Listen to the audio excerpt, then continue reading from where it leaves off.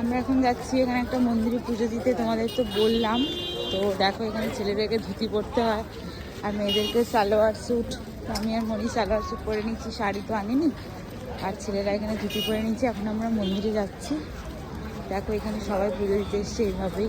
ধুতি অবশ্যই এখানে পরতেই হবে, নাহলে মন্দিরে অ্যালাউ করবে না। চলো যাওয়া যাক।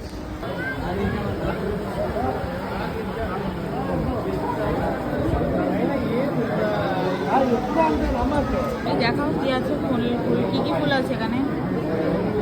ও শিব ঠাকুরের আকন্দ ফুলের মালা। কি গো তুমি বিশাল ধুতি পড়েছে যে। লাইনের মধ্যে পুরো ফেসে গেছি। দেখো লাইনটা পুরো কমপ্লিট হবে, তারপর আমরা এই লাইনে আসতে হবে। জানি না আজকে কখন পুজো দেওয়া শেষ হবে, চলো দেখা যাক।